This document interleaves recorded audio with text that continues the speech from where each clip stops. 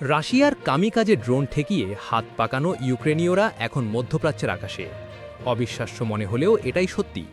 গত ২৬শে March Saudi আরবে এক ঝটিকা সফরে গিয়ে ক্রাউন প্রিন্স মোহাম্মদ বিন সালমানের সাথে এক ঐতিহাসিক প্রতিরক্ষা চুক্তি সই করেছেন ইউক্রেনের প্রেসিডেন্ট ভ্লাদিমির জেলেনস্কি।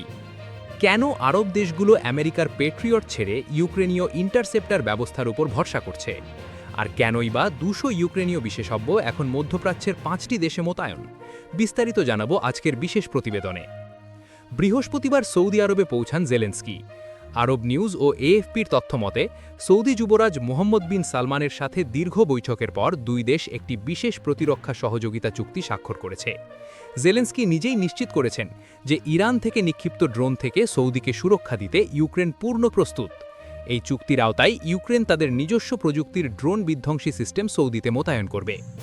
ইউক্রেনের নিরাপত্তা পরিষদের সচিব রুস্তেম উমেরভ জানিয়েছেন, ইতিমধ্যে সৌদি আরব, সংযুক্ত আরব আমিরাত, কাতার, কুয়েত ও জর্ডানে ইউক্রেনীয় ইন্টারসেপ্টার ব্যবস্থা কাজ শুরু করেছে। প্রায় ২০০ জনের বেশি ইউক্রেনীয় বিশেষজ্ঞ এই দেশগুলোতে অবস্থান করছেন।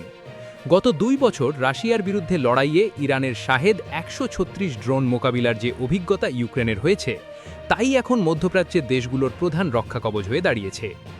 ২৮শে ফেব্রুয়ারি থেকে শুরু হওয়া ইরান বনাম যুক্তরাষ্ট্র ইসরায়েল যুদ্ধে তেহরান ব্যাপকভাবে ড্রোন ব্যবহার করছে।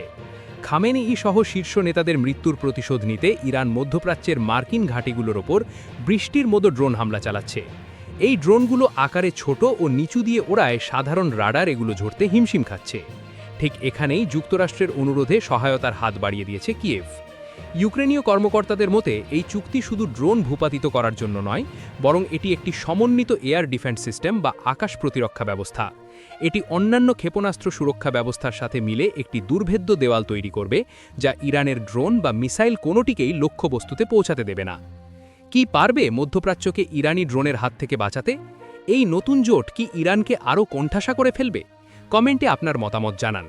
ইরান যুদ্ধ ও আন্তর্জাতিক রাজনীতির সব ব্রেকিং আপডেট সবার আগে পেতে আমাদের চ্যানেলটি এখনই সাবস্ক্রাইব করুন। ধন্যবাদ।